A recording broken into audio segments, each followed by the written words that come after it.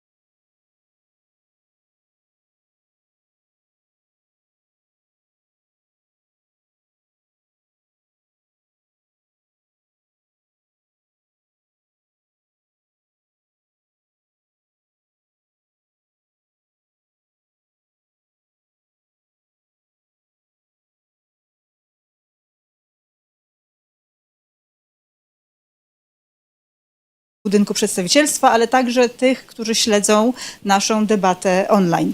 I nie chciałabym przedłużać, ale powiem dwa słowa. Spotykamy się dzisiaj przede wszystkim w związku z przemówieniem, z orędziem pani przewodniczącej Komisji Europejskiej, które wygłosiła dzisiaj rano.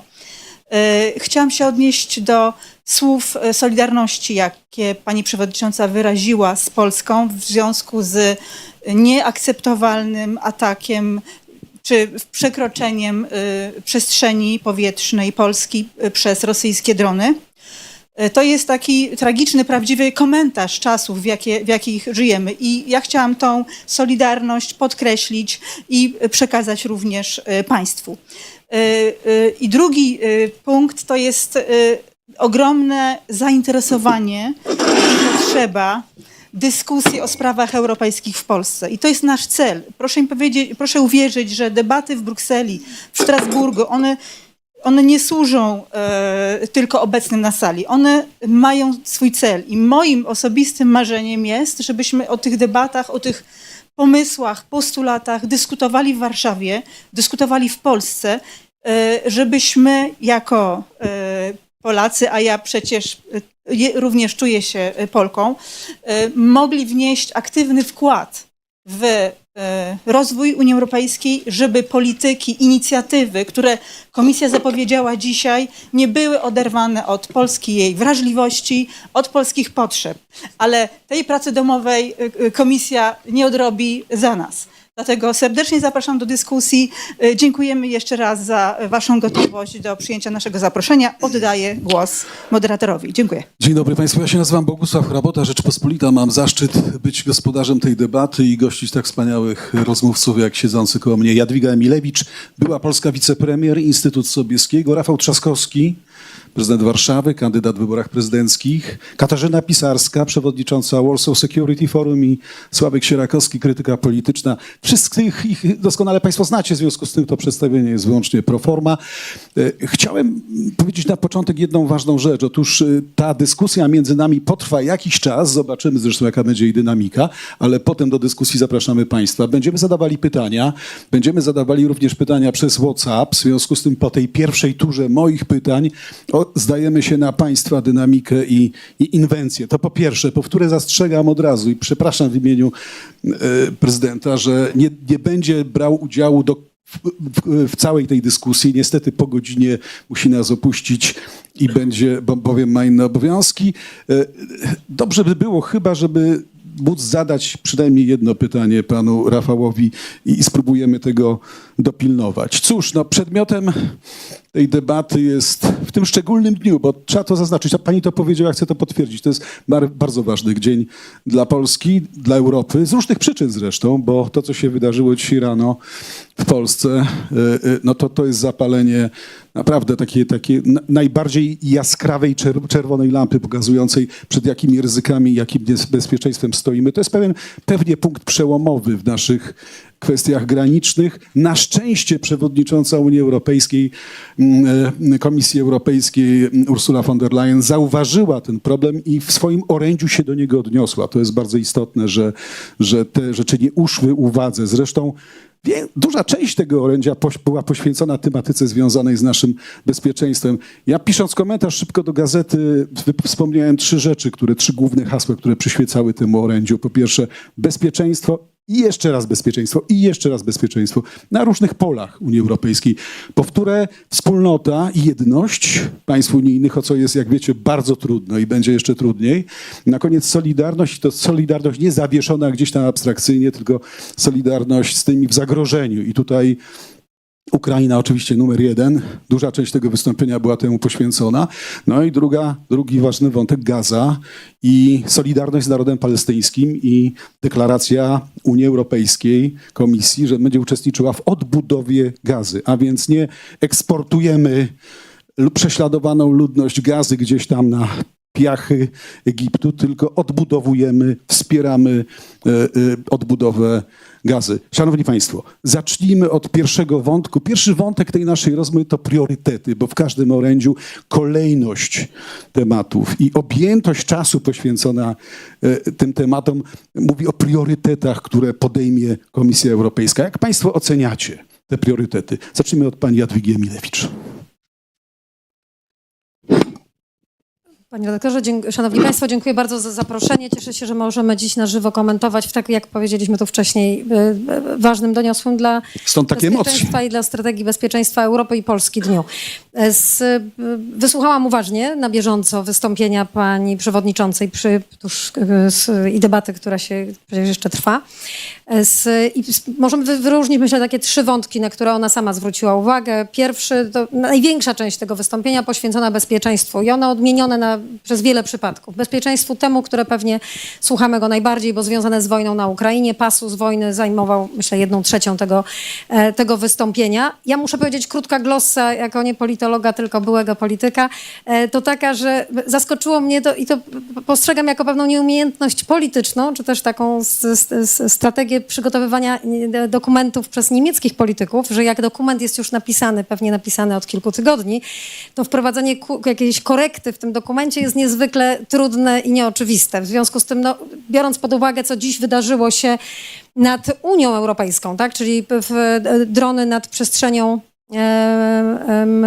powietrzną Polski, no to oczekiwałabym, że to będzie pierwsze zdanie, od którego to wystąpienie się zacznie. Ono było w 27 minucie wzmiankowane. Dobrze, że było, aczkolwiek, tak jak mówię, z zakresu politycznego traktuję to jako pewną niezręczność tego wystąpienia, bo to właściwie, jeśli mówimy o bezpieczeństwie i do niego przykładamy tak ogromną wagę, to chyba od tego powinniśmy zacząć, bo właśnie dlatego chcemy te środki, o których tutaj dziś też była mowa, przeznaczać, że właśnie takie incydenty mają miejsce. Więc bezpieczeństwo w kontekście, myślę, jednoznaczne, co jeszcze kilka lat temu, bo to też warto przypomnieć, to nie było tak jednoznaczne na poziomie Unii Europejskiej, kiedy wojna na Ukrainie się zaczęła, że to nazywanie tego, kto jest agresorem i przeciwko komu Unia Europejska, temu jednoznaczne wskazanie wroga całej Unii Europejskiej zostało tutaj nazwane. I w związku z tym w tym pasusie dotyczącym bezpieczeństwa mamy wątki bardzo jasne, finansowe, 150 miliardów na program dronowy, który ma być realizowany wspólnie z Ukrainą. Rozumiem, że jest to rozszerzenie programu SAFE, rozumiem, że to jest rozszerzenie, doprecyzowywanie, którego ma nastąpić do 20 listopada, gdzie poszczególne kraje członkowskie będą składać wnioski. Miejmy nadzieję, że to oznacza, pamiętamy, że Polska ma być największym beneficjentem programu SAFE i że te wnioski rząd zdąży złożyć do 25 listopada, wtedy zobaczymy zakres wydatków w Polsce. A zatem pierwszy komponent dotyczący szeroko rozumianego bezpieczeństwa. Istotne jedno zdanie, które mogło umknąć uwadze, że NATO jest owszem ważne, ale Europa musi zadbać sama o swoje bezpieczeństwo. To zdanie tam pada. W tym pierwszym pasusie trudno analizujemy wystąpienia europejskich polityków nie w rozdzielności od tego, co dzieje się w przestrzeni politycznej szeroko rozumianej. Wczoraj miało miejsce nie mniej istotne wystąpienie kanclerza Merza dotyczące nowej strategii bezpieczeństwa Niemiec. I ja, słuchając dziś przewodniczącej komisji, mam echo wczorajszego wystąpienia w głowie i dlatego jeszcze być może tak bardzo dotkliwie ten brak wspomnienia o dronach nad polską przestrzenią w pierwszym zdaniu odczuwałam, dlatego że wczoraj w tej nowej strategii bezpieczeństwa kanclerz Niemiec, Polska znajduje się poza kadrem, na pewno, myślenia niemieckiego. Kanclerz Merz powiedział, że Niemcy muszą zadbać o własne interesy i przyjmować strategię globalnego gracza. No więc tutaj słuchając, tak jak mówię dzisiaj, przewodniczącej von der Leyen, zastanawiam się, na ile w tym planie szerszym i finansowym, i bezpieczeństwa europejskiego, pisanym w Komisji Europejskiej, Polska ma właściwe miejsce, bo jak widzimy w polityce niemieckiej Polska się nie mieści na pewno. A zatem po pierwsze bezpieczeństwo, odmienione na wiele przypadków, w tym bezpieczeństwie bardzo mocne podkreślenie wsparcia Ukrainy, to, że Europa jest największym donorem do dziś od wybuchu wojny, jeżeli chodzi o wsparcie Ukrainy i Europa nie zamierza się z tego wycofać. Wspomnienie jeszcze raz bardzo mocne kwestii sankcji związanych z uszczelnieniem systemu sankcyjnego w zakresie importu czegokolwiek z Rosji do Europy. No to jest oczywiście ważna retoryczna wzmianka. Czekamy na te konkretne dokumenty wykonawcze, co ten pakiet sankcji miałby realnie kolejny oznaczać, wraz z wykorzystaniem aktywów rosyjskich, a raczej zysków z aktywów rosyjskich, zamrożonych aktywów rosyjskich, po to, aby one były środkami, które będzie mogła wykorzystać Ukraina. To ten drugi wątek. Trzeci wątek dotyczący konkurencyjności gospodarki, bo on tam też się bardzo wyraźnie znalazł, ze szczególnym uwzględnieniem przemysłu stalowego, wymienionym z imienia i nazwiska, prawda? To bardzo też istotny element, bardzo nieoczywisty z perspektywy znowu Polski, ważny, zdajemy sobie sprawę, jako jeden z tych 6-7 przemysłowych państw, przyjaciół przemysłu, w których te aktywa są umiejscowione. Ważny element niedoprecyzowany, safeguards do przyszłego roku. Czekamy na dokumenty doprecyzowujące, co w tym zakresie się może i powinno wydarzyć. I jako, już powiedziałabym, to co też ważne, myślę, wielki nieobecny w tym wystąpieniu, czyli coś, co przez ostatnie 10 lat znajdowało się w pozycji numer 1 w jednym z pierwszych State of the Union kanclerz Ursuli von der Leyen, przewodniczącej, gdzie Zielony Ład był zawsze na miejscu pierwszym. Dzisiaj w tej znajdujemy go gdzieś na samym końcu wypowiedzi, prawda? To znaczy znajdujemy wzmiankowane, no nie wypada nam od niego odejść, prawda? No bo skoro przez 12 lat mówiliśmy, że to jest nasz zasadniczy priorytet, dziś widzimy, że on znalazł się daleko, poza radarem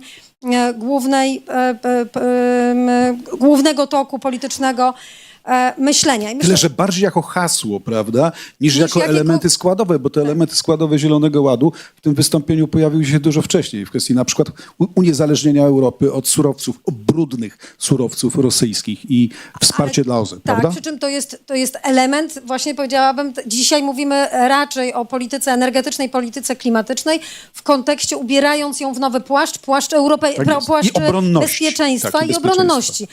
To jest ten element, zatem przesuwamy uwagę z dbałości o stan świata, a raczej wchodzimy do pokoju bezpieczeństwa Europy i Europejczyków. I jakby to jest, myślę, że to jest refleks, czyli podsumowując, Ursula von der Leyen, myślę, że ten słuch społeczny autorów jej wystąpienia, to ucho jest przyłożone tam, gdzie dzisiaj tętno europejskie bije najmocniej, tak?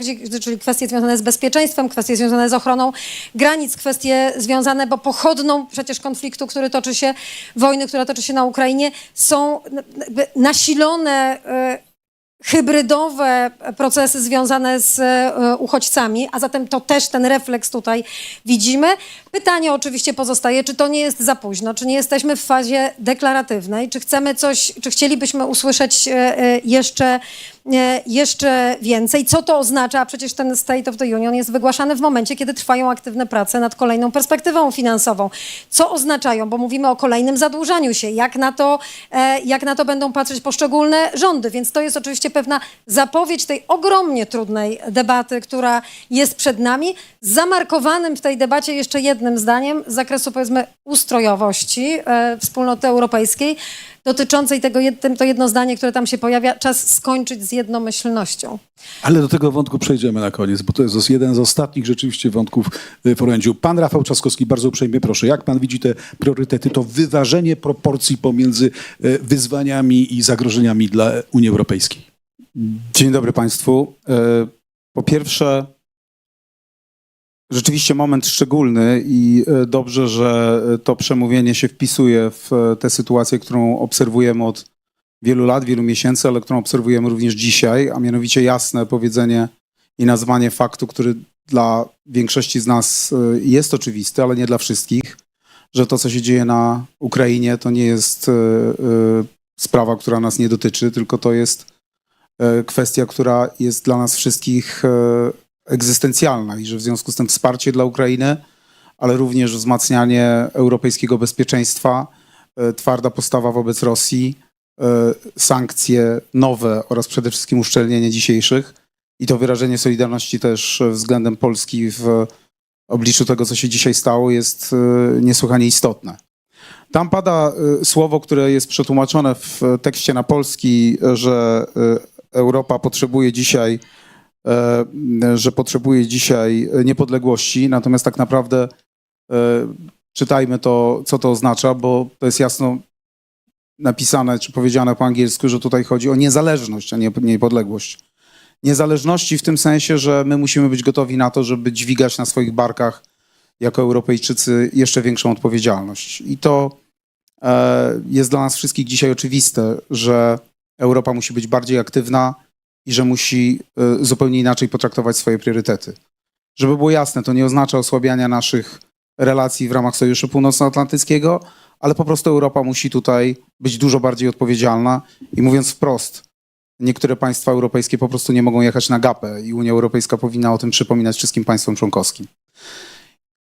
Absolutne wsłuchanie się, i to jest bardzo dobry znak, w to tętno, jak powiedziała pani minister, europejskie, czyli to, co dla nas wszystkich jest najważniejsze, dla europejskich obywateli. Dlatego, że bezpieczeństwo oczywiście tak i budowa naszej odporności na kryzysy, ale ten język w wielu obszarach jest inny niż do tej pory.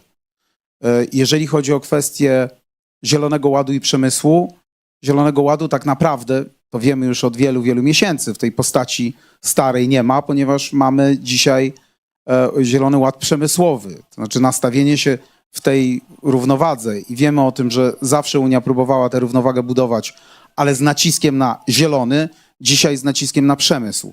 I to jest dzisiaj chyba absolutnie jasne i to jest coś, co najgłośniej słychać w tym przemówieniu, to znaczy przemysł, niezależność i budowanie naszej odporności. Dlatego mówi się o stali, dlatego się mówi o tym, że będziemy kupować europejskie produkty, że będzie w związku z tym zmiana prawa o zamówieniach publicznych, bo przypominam Państwu, że podpisywanie umów nowej generacji z bardzo wieloma państwami, umów handlowych, również otwierało Unię Europejską i rynek zamówień publicznych na naszych partnerów, na Koreańczyków, na Japończyków itd., itd. Orzeczenie Trybunału Sprawiedliwości Unii Europejskiej z końca roku było takim świadomym sygnałem, za tym idzie polityka, że dzisiaj będziemy preferowali europejskie produkty, europejski przemysł, europejską żywność. To jest wsłuchanie się dokładnie w to, co mówią obywatele i dzisiaj w kontekście zagrożenia jest fundamentalne, dlatego że jeżeli mówimy o niezależności, o budowaniu odporności, to nie jest tylko inwestycja w nasz przemysł zbrojeniowy, to nie tylko stosunek do Rosji, to nie tylko drony, ale również właśnie niezależność, jeżeli chodzi o przemysł. I nowe zupełnie elementy, jeżeli chodzi o politykę migracyjną, zupełnie inaczej rozłożone akcenty, mówiące jasno o obronach granicy, o tym, żeby jasno traktować umowy, które mówią o readmisji i o wysyłaniu z powrotem tych migrantów, którzy się dostali do Europy w sposób nielegalny. To też bardzo ważny sygnał. Do tej pory te sygnały były zupełnie i akcenty inaczej rozłożone. Mówi się o solidarności, a nie o obronie granic i o odsyłaniu nielegalnej migracji. I ostatni element, dwa ostatnie elementy, o których powiem, to po pierwsze kwestia sztucznej inteligencji, bardzo ważna, to znaczy Unia Europejska tutaj się budzi do tego, że jeżeli chcemy być niezależni, to również w tym obszarze. I tutaj potrzebne są poważne działania, nie tylko deklaracje, bo w tych innych obszarach Unia Europejska jakby ten wielki statek powoli zaczęła zmieniać kurs tego statku już wiele, wiele miesięcy temu. Natomiast tutaj musi się stać znacznie więcej i coś, co dla mnie jest ważne jako dla prezydenta i miasta stołecznego Warszawy i samorządowca, bardzo poważne potraktowanie kwestii związanych z mieszkalnictwem. Unia Europejska wpisała już dawno, no bo pierwszy raz mamy komisarza Jorgensena, który za to odpowiada, ale wpisała to do swoich priorytetów, a dzisiaj widzimy, że poważnie chce potraktować ten priorytet. I ostatnie, co ważne, to jest oczywiście pytanie dokładnie to, które już tutaj zostało zadane, jak to się przełoży na negocjacje budżetu Unii Europejskiej. Drodzy Państwo, na razie zmierza to w bardzo złą stronę. Totalna centralizacja. Niektórzy proponują wrzucenie do jednego worka rolnictwa, spójności, migracji. Więc tu jest teraz zadanie najważniejsze, że jeżeli chcemy wykonać ten cały plan, to musi mieć swoje odzwierciedlenie w budżecie i na pewno odpowiedzią na wyzwania, które przed nami, nie jest totalna centralizacja, bo ona nigdy nie jest w pełni skuteczna, co zresztą chyba widzimy, obserwując choćby losy KPO. Dziękuję. Bardzo dziękuję. Katarzyna Pisarska, bardzo proszę. Ja myślę, że po pierwsze dzień dobry Państwu. Myślę, że tutaj już wymieniliśmy większość tych obszarów. Natomiast istotny jest kontekst, w którym się znajdujemy. Jest powód, dla którego Manfred Weber nazwał tą jesienią prawdy. Mamy za sobą bardzo ciężkie lato dla Komisji Europejskiej.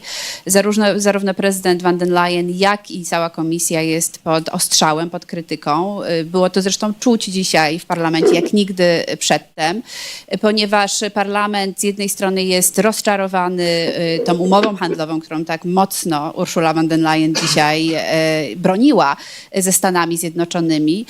Z drugiej strony no, jest oczekiwanie, że Unia Europejska będzie więcej robiła w obszarze obronności, tu zwłaszcza państwa flanki wschodniej, że umocni sankcje przeciwko Rosji. Te sankcje są wciąż niewystarczające, że zareaguje i tutaj jest największy problem z konsensusem na to, co się dzisiaj dzieje w Gazie i pomimo bardzo ostrych propozycji Ursuli von der Leyen, sama ona w czasie tego orędzia przyznała, Ten wątek za chwileczkę tak, rozwiniemy, że część dobrze? z tych propozycji prawdopodobnie nie znajdzie zrozumienia wśród państw członkowskich i nie zostanie zastosowane.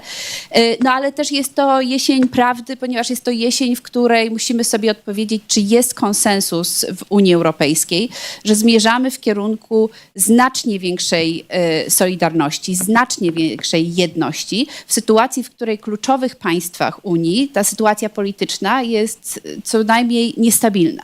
Tak? I myślę, że wszyscy odczuwają, że oczywiście Komisja Europejska ma tą inicjatywę ustawodawczą, ma pomysły, ma komisarzy, ma nowe portfolia, ma nowe pieniądze. Natomiast koniec końców decyzje będą leżeć w rękach państw członkowskich i co państwa członkowskie zrobią, nie jest to jasne. Bez względu na wszystko bezpieczeństwo pozostaje priorytetem Unii Europejskiej, ale to nie jest rzecz nowa.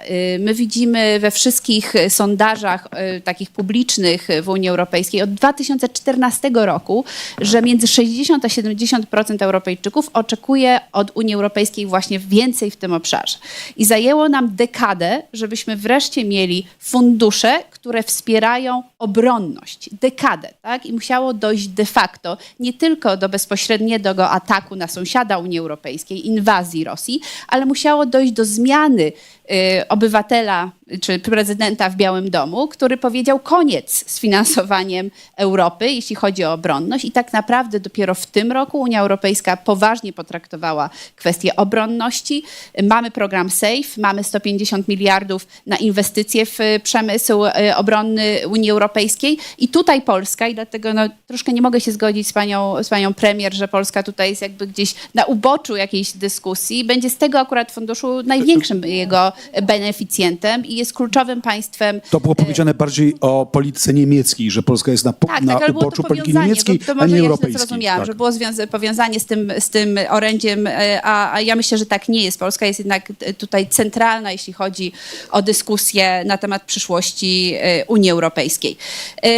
Więc tych obszarów jest naprawdę bardzo dużo. Niezależność energetyczna. Cieszę się, że prezydent van der Leyen wspomniała o tym, że planujemy całkowicie odciąć się od surowców energetycznych rosyjskich. To jest kurs, który Komisja obrała jakiś czas temu. Część państw jeszcze zwleka z tym, z taką rewolucją de facto. No i dla mnie osobiście duża satysfakcja, bo słyszałam o tych inicjatywach, zobaczymy jak one będą końcowo wyglądały, dotyczące wykorzystania zamrożonych aktywów rosyjskich. I miejmy nadzieję, że to, co dzisiaj ogłosiła Ursula von der Leyen, a więc de facto jakąś formę przekazania tych aktywów, konfiskaty przekazania w sposób pożyczek dla Ukrainy, odciąży europejskich podatników od tej wojny, a jednocześnie zapewni Ukrainie przynajmniej 3 lata finansowania, bo myślę, że to jest dzisiaj absolutnie kluczowe. To, co widzimy dzisiaj w Polsce, jest konsekwencją tego, że Ukraina nie jest wspierana wystarczająco. Putin czuje naszą słabość i ją wykorzystuje i będzie wykorzystywał ją jeszcze bardziej, jeżeli nie zareaguje. Bardzo dziękuję. Sławek Sierakowski i dodatkowe pytanie dla ciebie. Czy uważasz, że Komisja i sama Ursula von der Leyen dobrze się wsłuchuje w ten vibe europejskiej demokracji? Dobrze identyfikuje wyzwania i ryzyka? Czy idzie jednak gdzieś obok? Sam fakt, że chce ograniczyć system jednomyślności, co jest bardzo mocnym akcentem tego przemówienia, pokazuje, że widzi też nie tyle może wady demokracji, co wady ponad 20 demokracji, których się rzeczywiście nie da zagregować. Unia Europejska to było taki byt, który nienawidził podejmować decyzji, który był absolutnie nieprzejrzysty, niezrozumiały i zawsze podziwiałem osoby, tak jak Rafał, które jednak decydowały się studiować w ogóle Unię Europejską, bo to były na przykład, powiem jako wydawca, książki, które się nigdy nie sprzedawały, absolutnie tu żadna reklama, nie wiem, promocja nie miała znaczenia, nikt nie chciał niczego czytać o Unii Europejskiej. Więc jeśli na przykład wziąć, a to jest w ogóle dobry test, polecam Państwu czasami to robić, przemówienie komisarza Unii Europejskiej sprzed 5, 10, 15 lat, to jest w ogóle rewolucja, to mało powiedziane. To znaczy, to jest przemówienie, w którym może dlatego, że musiała von der Leyen się zmieścić w godzinie właściwie, a opowiedzieć o całej masie problemów, które Unia się zdecydowała jednak wziąć na swoje plecy. No to tam co akapit to konkretny fundusz i konkretny budżet. To jest bardzo dużo. To się rzadko zdarza nie tylko w samej Unii Europejskiej, ale w ogóle w samych państwach członkowskich. Jeśli to zestawić nawet z exposé któregokolwiek premiera, nawet tego, z którym ja bardzo sympatyzuję, Donalda Tuska, to ono było dużo konkretniejsze w gruncie rzeczy. Więc z tym punktem odniesienia należy je ocenić według mnie, nawet jeśli się nie ze wszystkim zgadzamy, to w tym sensie pozytywnie, że to jest przedstawienie, że jest dobrze odrobiona robota przez polityka, to znaczy i też taka bardzo duża w pewnym sensie odwaga, to znaczy, bo to są zobowiązania. Tam akurat pani premier myślę, że pomyliła 2 fundusze. To 6 miliardów to nie jest safe, tylko to jest osobny fundusz dronowy i on oczywiście nie jest tak duży, ale 6 miliardów to nie jest też parę złotych. To jest trochę więcej jak parę złotych. Tak jest już uruchomiony. Tak. No ale w każdym razie to jest nowy program i powiedziałbym, że konkretny, a jak dzisiaj się przekonaliśmy w nocy, naprawdę bardzo potrzebny. Ja bym też nie robił takiej sowietologii tego przemówienia, że coś jest najpierw, coś jest potem. Polityk jest informowany albo czasami czeka na potwierdzenie informacji do ostatniej chwili, żeby nie opowiadać bzdur, więc jeśli to pojawia się później albo polityk nie jest pewien, czy wszystko dokładnie wiemy, to też się z tym nie wyrywa za szybko i od razu. Nie mówiąc o tym, że w Portugalii to jest pewnie mniej istotny temat, albo nie wiem, na Cyprze niż w Polsce, za to są inne istotne tematy oczywiście. Ja generalnie myślę, że jeśli von der Leyen, a to już jest taki moment dla niej, zastanawia się nad jakimś swoim legacy, nad tym, co zostanie, to wszystko na to wskazuje, że to jej legacy będzie dotyczyło Europy Wschodniej i Europy Wschodniej w relacji do Rosji. To jest bardzo dużo, to jest powrót Polski na właściwie na takie miejsce priorytetowe w agendzie Unii Europejskiej, a mogliśmy już coraz bardziej odchodzić w tło jako państwo, które się buduje gospodarczo szybko i poważnie, właściwie dołącza do takiego mainstreamu europejskiego i nie musielibyśmy być specjalnie krajem jakiejś specjalnej troski, nie mówię tego w sensie negatywnym, a zostaliśmy. Idzie za tym konkretny budżet, idą za tym konkretne działania, idą za tym podróże, które też są faktami politycznymi, w tym sensie też faktami społecznymi Ursuli von der Leyen i to są wszystko informacje moim zdaniem bardzo dobre dla nas. Ja bym jeszcze rozszerzył, poszedł dalej za tym, co powiedział prezydent Warszawy. To znaczy, że oczywiście to false friends między językiem angielskim i polskim w takim tłumaczeniu jest tego dużo. Tu nawet nie tyle chodziło oczywiście o niepodległość Unii. Niezależność zgadzam się, ale w pewnym sensie może jeszcze bardziej adekwatnym tłumaczeniem byłaby samodzielność. To znaczy to, że Unia Europejska samodzielna jest także w takim, tego pewnie von der Leyen nie miała powodu mówić jakoś tak konfrontacyjnie wprost, ale także od Stanów Zjednoczonych, ale także od państw, od takich wrogów wewnętrznych. Ja mówiąc szczerze, bardzo czekam na to, aż Unia Europejska odejdzie w wielu obszarach od zasady jednomyślności, bo to szkodzi Polsce również. Nie jesteśmy w stanie, nie wiem, otworzyć negocjacji z Ukrainą, co byłoby bardzo ważne dla Polski przez jeden kraj całkowicie skorumpowany, całkowicie podporządkowany jednemu właściwie oligarsze, albo jemu i paru kolegom z ławki i z rodziny. I po prostu dopóki tak będzie, dopóty możemy sobie organizować spotkania takie jak te, tylko wychodzić z nich zawsze rozczarowani albo bez takich widoków na jakąś realizację tych rezultatów. Więc warunkiem w ogóle zaistnienia Unii Europejskiej jako globalnego gracza jest też w jakimś sensie centralizacja. Ja bym się nie bał centralizacji, ja bym się bał centralizacji dopiero wtedy, gdyby nastąpił jakiś przerost albo gdyby nie szedł za nim budżet. To są te pojęcia, które trzeba niestety precyzować, bo jak mówimy integracji, no to wiemy, tych ścieżek integracji jest bardzo dużo. Prawda? Podobnie jak centralizacja może bardzo wiele rzeczy znaczyć. No pamiętamy wszyscy, co powiedział Kissinger, dajcie mi numer do kogo ja mam zadzwonić w Unii Europejskiej, ja chcę się dowiedzieć, jakie jest jej stanowisko. To teraz już ma. Teraz już ma, ale to jest sygnał taki od państwa, którego się polityki można jednak uczyć, a polityki zagranicznej w szczególności, choć niekoniecznie dziś, że tej centralizacji tu bardzo brakowało. To, czego ja oczekiwałem, że będzie w tym przemówieniu, to jest jednak jakiś rodzaj fundamentalnej zmiany, znaczy takiej ucieczki do przodu, znaczy pójścia i też trochę urealnienia sytuacji. Von der Leyen myślę, że jest tym politykiem, jesteśmy w takiej sytuacji, w której mogłaby ogłosić coś w rodzaju takiej Unii Europejskiej plus, a doświadczenia ma i to są polskie doświadczenia. Znaczy dzisiaj Unia Europejska także z powodu polityki amerykańskiej, polityki chińskiej, polityki rosyjskiej właściwie powinna się organizować także z państwem, trochę robiąc taką kalkę ale wszyscy państwo rozumiecie, o co chodzi, z rosyjskiej nomenklatury, takiej Unii Europejskiej bliższej granicy. Znaczy Unia, niekoniecznie w sensie geograficznym, ale to przecież jest dzisiaj zbliżająca się do Unii Wielka Brytania, to jest Kanada, to są różne kraje też mniej lub bardziej chętne do współpracy. Jest czego wybierać, bo jest koalicja chętnych. Koalicja chętnych to są też już, to jest byt w działaniu, a tu jest duża zmiana niż byt w projektowaniu.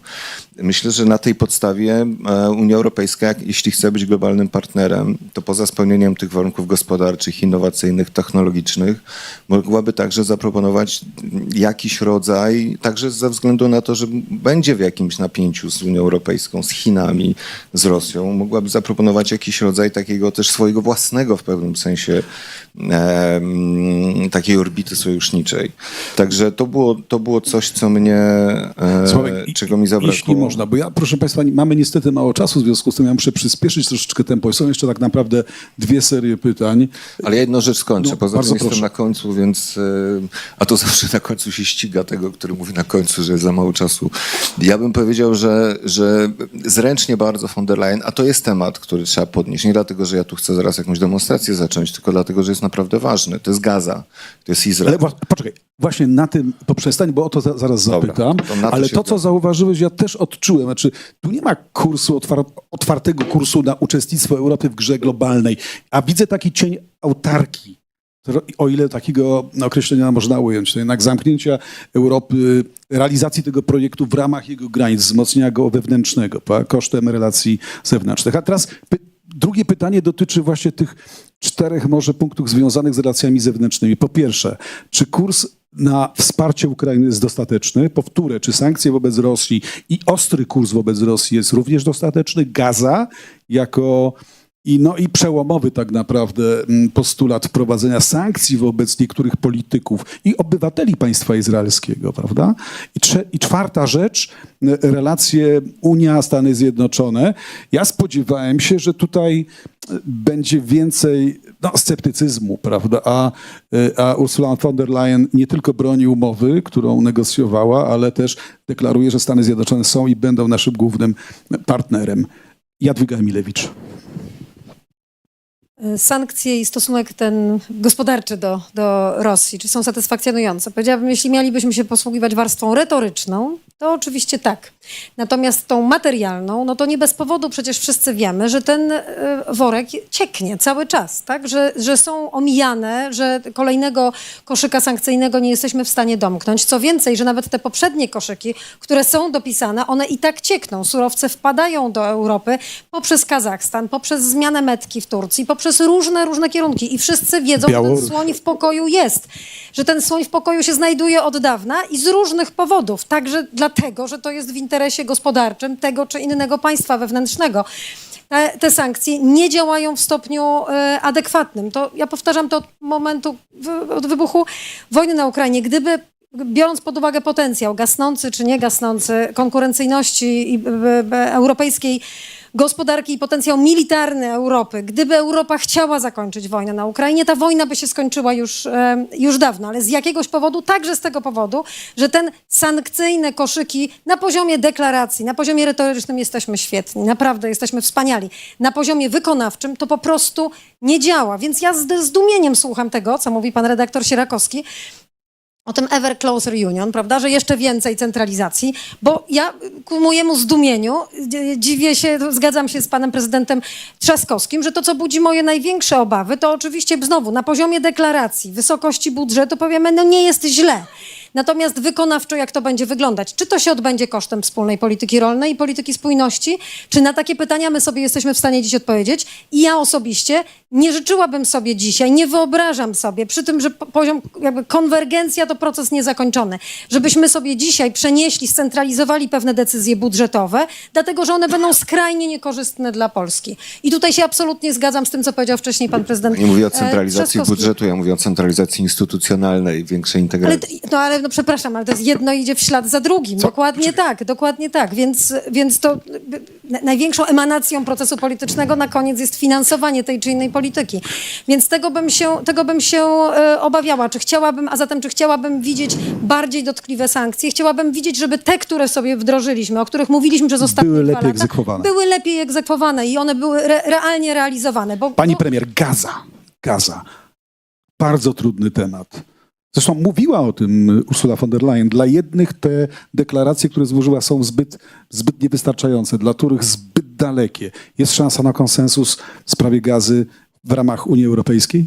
Myślę, że tak, ona zajęła też całkiem sporo miejsca w tej sekcji, prawda, bezpieczeństwo to był drugi bodaj temat wymieniony przez Ursulę von der Leyen. Trudno mi sobie wyobrazić dzisiaj konsensus w Europie w tym zakresie, chociaż Ursula von der Leyen powiedziała jasno, wspomniała też o sankcjach, prawda, które mogłyby dotknąć Izrael w związku z traktowaniem ludności. Zapowiedziała je. Tak, w związku z traktowaniem ludności cywilnej, ale tutaj wydaje mi się, że stosunek w Europie będzie to bardzo, bardzo trudno uzyskać zgodę wokół stanowiska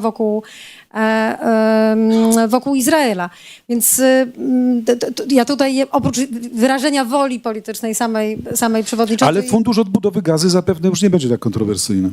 Zapewne nie, dlatego że znowu są interesariusze, czy też potencjalni beneficjenci, prawda, którzy widzą potencjalną korzyść dla siebie. I tutaj jeszcze raz rozmawiamy, dlatego słucham pana redaktora Sierakowskiego z pewnym uśmiechem, bo jakby przemawia przez niego pewien sentyment, który pewnie też miałam gdzieś na 4. czy 5. roku studiów, ale realna obserwacja realnej polityki nauczyła mnie jednego, myślę, że i dlatego refleksem odbijam tutaj tę wystąpienie wczoraj kanclerza Merza, że Unia Europejska jest grą, zwłaszcza w sytuacji zagrożenia, twardych narodowych interesów. I myślę, że powinniśmy po prostu powiedzieć sobie o tym jasno i otwarcie i nie obrażać się na to, prawda? Tylko być w tym pokoju i grać na tych instrumentach tak samo, jak gra każdy inny i jakby nie łudzić się, że ktoś inny zagra melodię, którą Polacy chcą usłyszeć, jeśli nie będzie to w jego własnym interesie. Dobrze, pan prezydent Rafał Trzaskowski. No to się państwo zdziwicie teraz.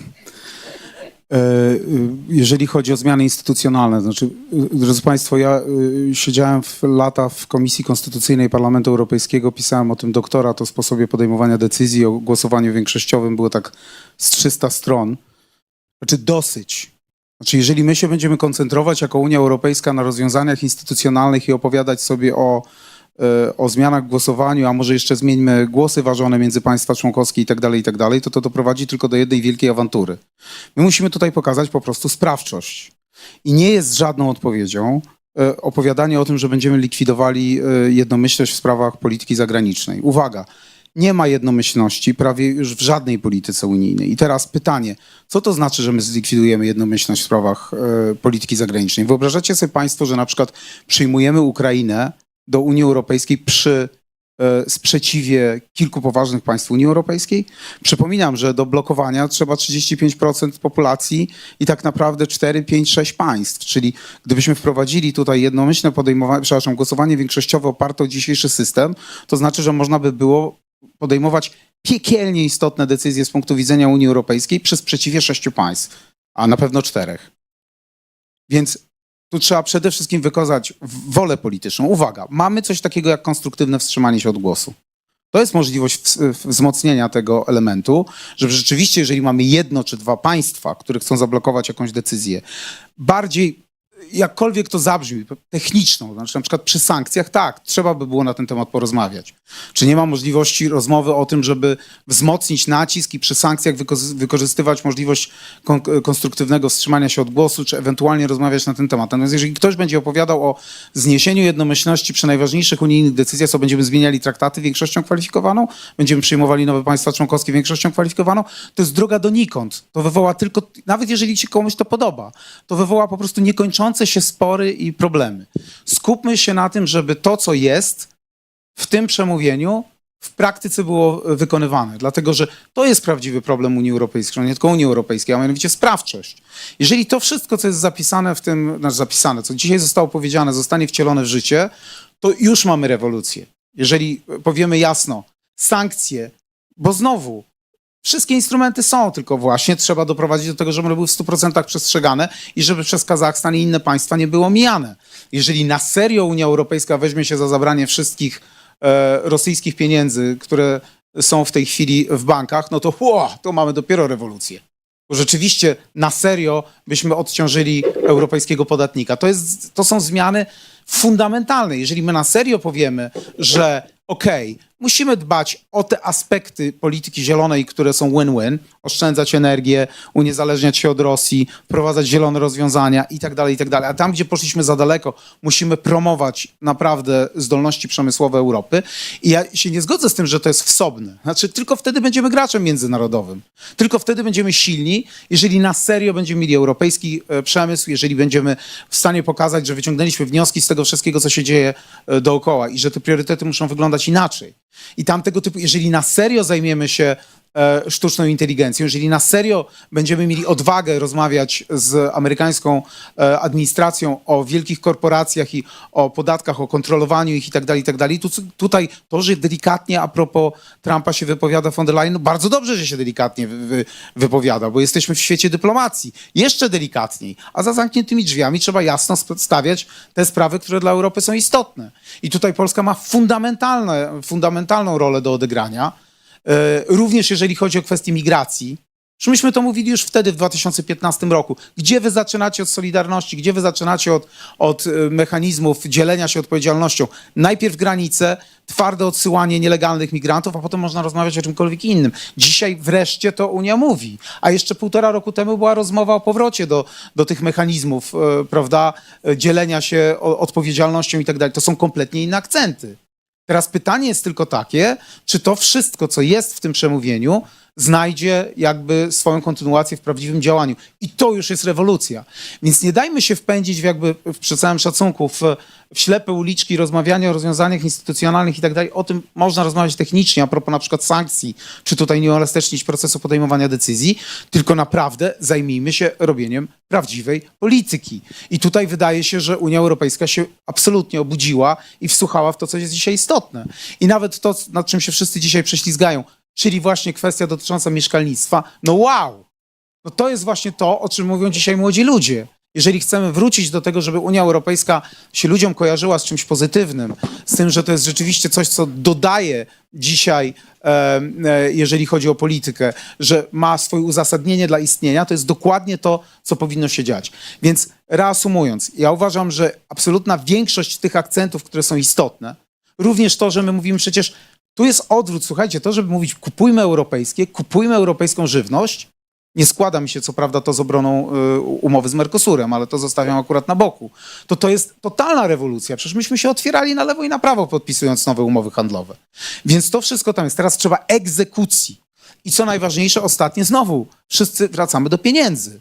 Znaczy problem polega na tym, że Unia Europejska mówi o funduszach nowych, o pieniądzach, ale jeżeli się państwo wczytacie co dalej, zakłada nowe podatki europejskie, po to, żeby się to wszystko razem zmieściło w budżecie. Hello!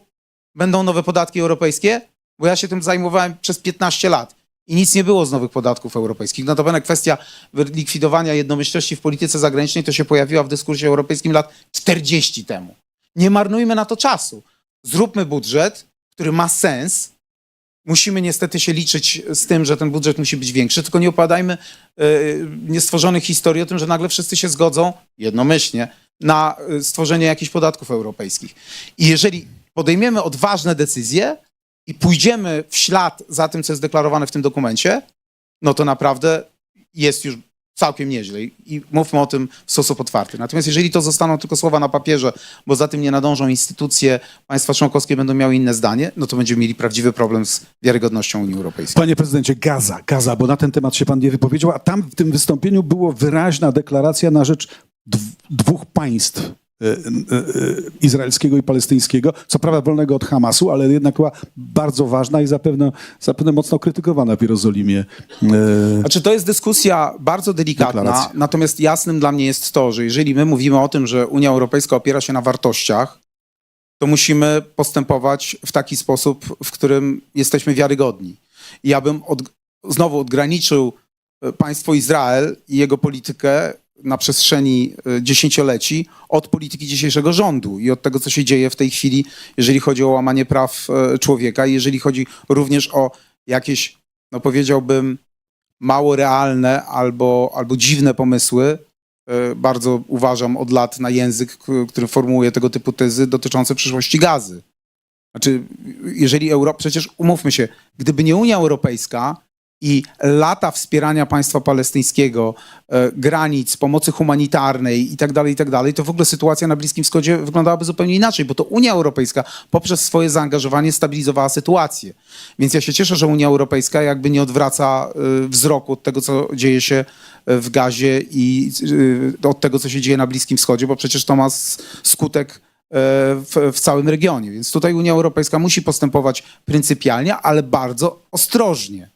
I też wzbraniam się przed niektórymi porównaniami, zwłaszcza jeżeli chodzi o sytuację Rosji i Ukrainy. Ale tak, tutaj też Unia Europejska musi mówić jasnym głosem, chociaż rzeczywiście tutaj, ponieważ jest jednomyślność, bardzo trudno będzie wcielać w życie decyzje. Ale jeszcze raz, na koniec, jeszcze raz to powtórzę, drodzy Państwo. Czasem to boli, ale ja sobie naprawdę nie wyobrażam takiej sytuacji, w której w sprawach tak delikatnych, tak trudnych Unia Europejska podejmuje decyzje wbrew 5 czy 6 istotnym państwom członkowskim. To mógłby być początek dezintegracji. To populiści by po prostu weszli w to jak w dym. Więc ostrożnie, okej?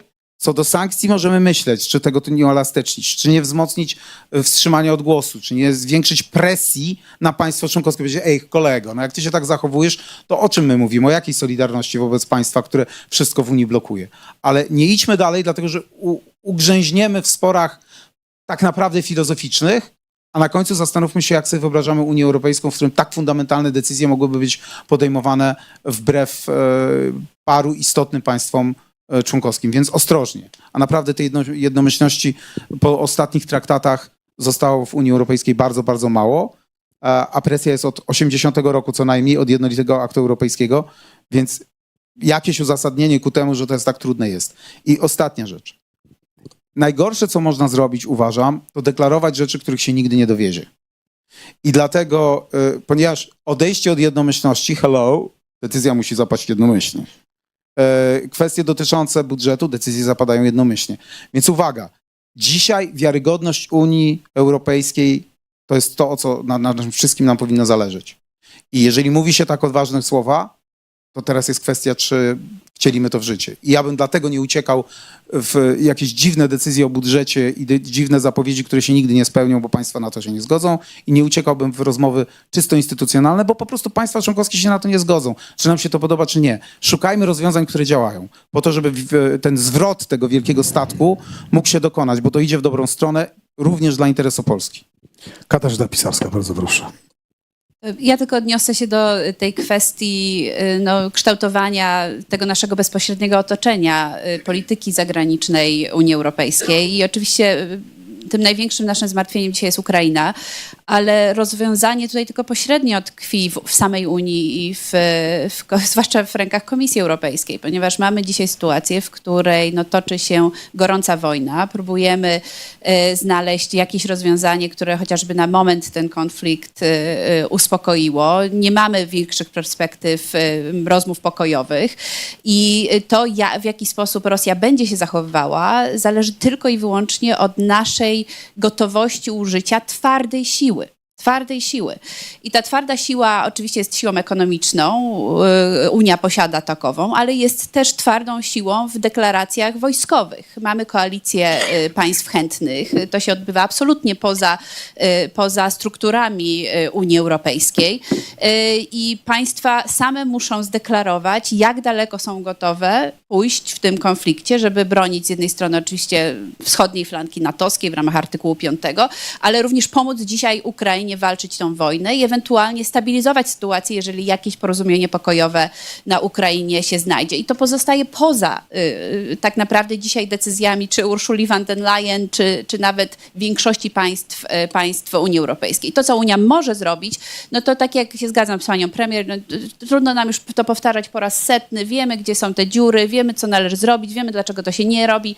To wszystko, nawet ta flota, ileż czasu zajęło, 2,5 roku tak naprawdę, żeby te 150 statków pod różnymi banderami nazwać. Tylko ktoś to zauważył wreszcie, bo w zeszłym roku pojęcie flotacyjni nie istniała, prawda? Ale ja uważam, że Komisja ma siłę sprawczą i już na koniec tylko powiem, to jest fantastyczny przykład, który mi kiedyś Margarita Skinas, były komisarz unijny z Grecji, opowiadał, jak próbowali powstrzymać ten atak Białorusi na polską granicę poprzez przesył przez Mińsk i przez Moskwę tych nielegalnych imigrantów.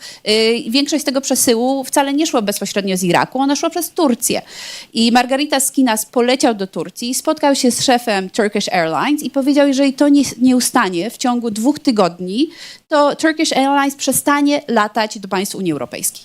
Zakończyło się. My mamy narzędzia, ale one wymagają jednak zgody z jednej strony państw członkowskich, a z drugiej strony determinacji Komisji Europejskiej, żeby te narzędzia użyć tu i teraz. I trzeba po prostu wiedzieć, gdzie nacisnąć. Czy w Kazachstanie, czy w innych miejscach.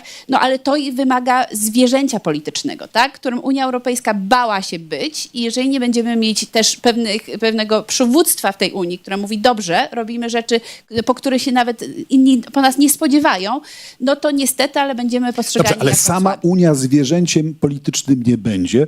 Jej przywódcy tak.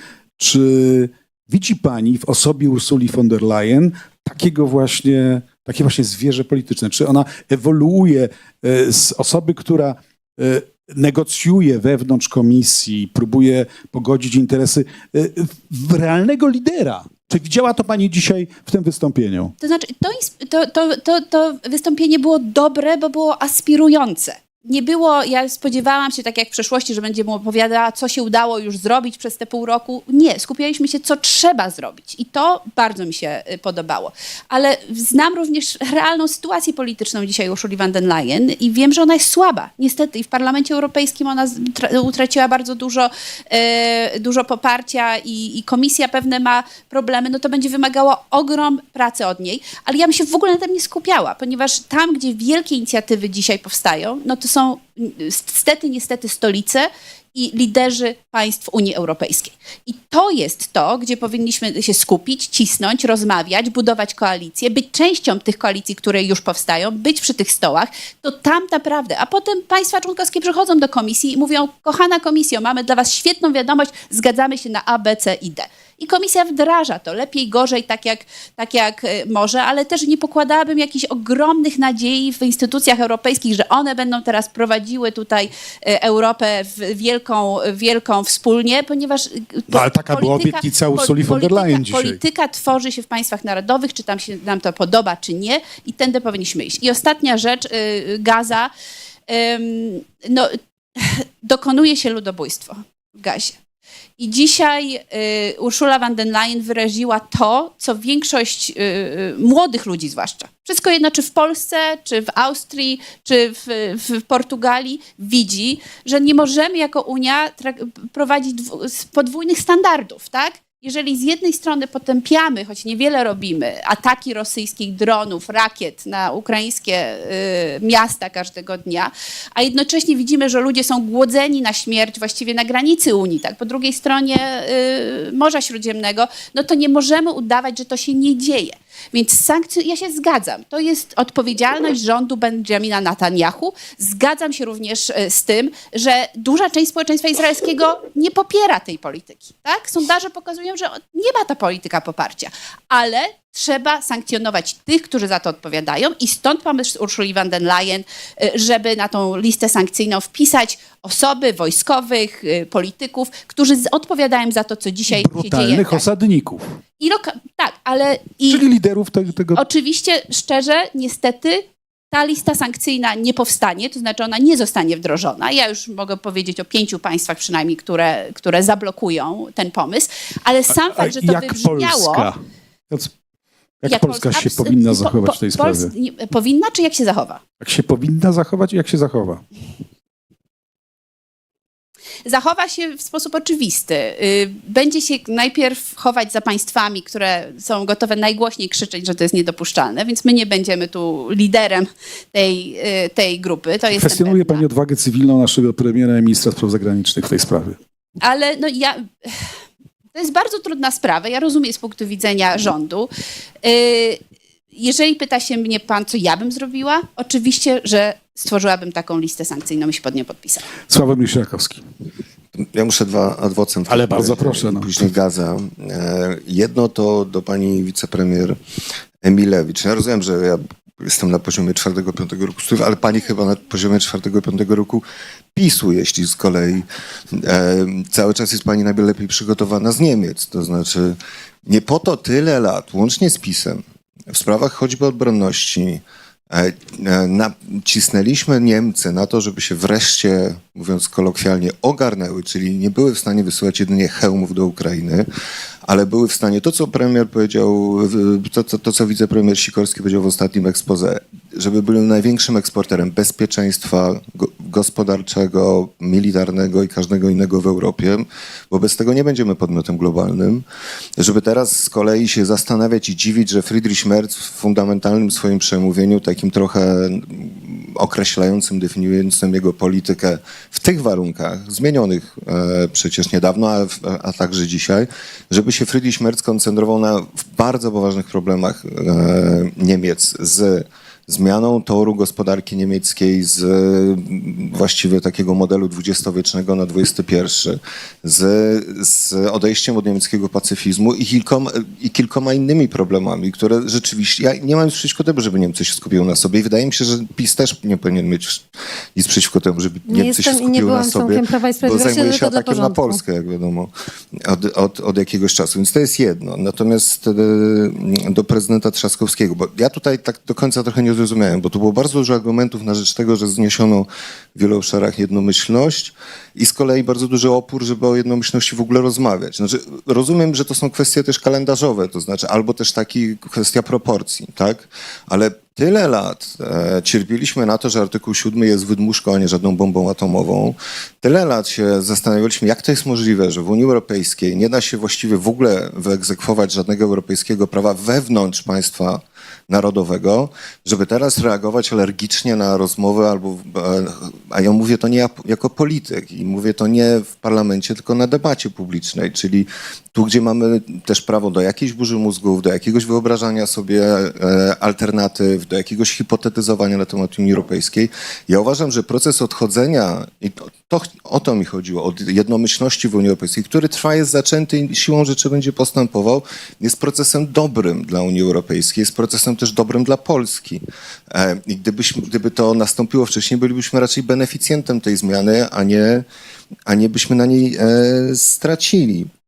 Obawiam się co więcej, że kolejne niektóre wyzwania rzeczywiście stojące przed Unią Europejską, jak choćby kwestia przyjęcia Ukrainy, mogą być blokowane przez zasadę jednomyślności. Tutaj z kolei też wspomnieliśmy, nie wiem, choćby o gazie, no ale to jest temat wyjątkowo wrażliwy, w szczególności dla Polski, więc ja się nie dziwię, że polski premier nie będzie się pierwszy wyrwał do przodu w kwestii sankcjonowania Izraela za cokolwiek i mieliśmy tego przykład. Znaczy, taką mamy historię, jaką mamy i Polska nie powinna być w żadnej awangardzie krytyki Izraela, co by się nie działo. Natomiast powinna mówić jasno, głód nie, agresja i właściwie faszystowska polityka, populistyczna polityka premiera izraelskiego nie, ale też jakiś rodzaj powściągliwości w tej polityce z punktu widzenia Polski uważam, że jest wskazany i dobrze widziany. No i właściwie to jeśli chodzi o gazę tyle.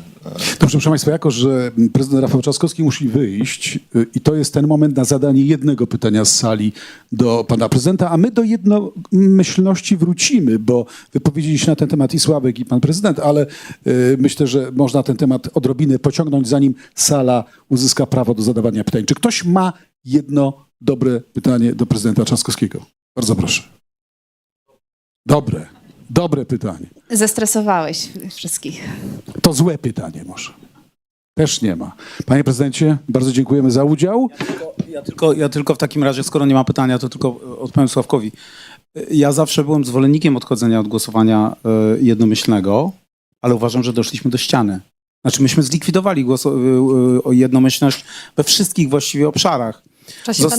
Zostały one w kolejnych traktatach, od jednolitego aktu, Maastricht, każdy kolejny, Amsterdam, Nicea, Lizbona, wszystkie te traktaty likwidowały po kolei jednomyślność w większości. Gdzie została jednomyślność? No została przy budżecie, została przy zmianach traktatowych i przy polityce zagranicznej, zwłaszcza jeżeli chodzi o implikacje obronne, prawda? Tu jest pies pogrzebany.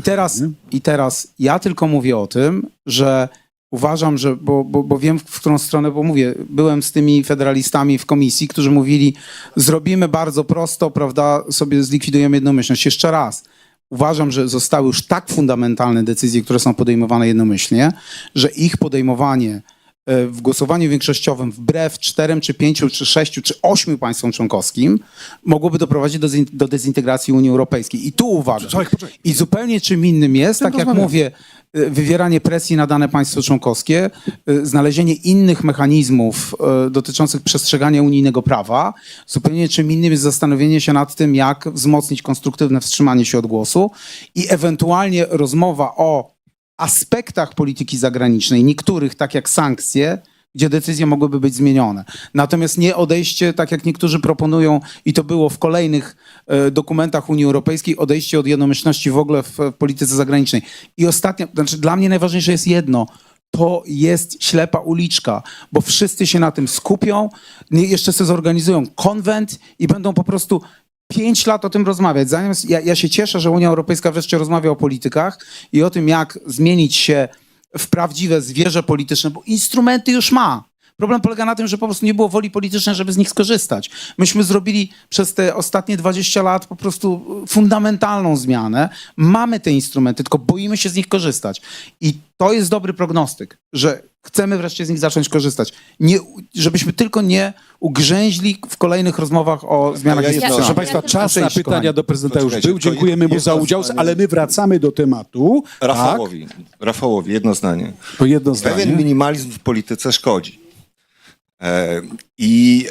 Dwa razy nie można kogoś skazać, a nie oskarżyć za to samo. Populiści już siedzą na Unii Europejskiej. Nie bałbym się aż tak bardzo populistów, bałbym się pewnej własnej stanowczości wobec populistów. Ale przepraszam, kto jest arbitrem oceniania i nazywania, kto jest populistą? a kto nie Słuchajcie, jest słuchajcie, populistą? dobrze. Nie, no To naprawdę, wracamy do tego wątku. Dziękujemy za udział panu prezydentowi. Pani, zauważcie ten wątek tak gorący i tak emocjonujący, czyli kajdany, bo ona to nazwała kajdanami jednomyślności i wprost powiedziała, trzeba się wyzwolić z kajdanów jednomyślności. To jest bardzo gorący wątek. Sławek, prezydent o tym mówili. Poproszę jeszcze teraz Jadwigę Emilewicz, Katarzynę Pisarską i raz jeszcze może na puentę Sławek Sierakowski. Bardzo proszę. Próba usunięcia zasady jednomyślności będzie pierwszym dniem zakończenia w Unii Europejskiej. To jestem o tym głęboko przekonana. I nie dlatego, że pan redaktor Sierakowski nazwie, że populiści tego chcą bądź nie chcą, że polska prawica tego chce czy nie chce. Nie. Na to nie będzie zgody w żadnym państwie członkowskim. Po prostu.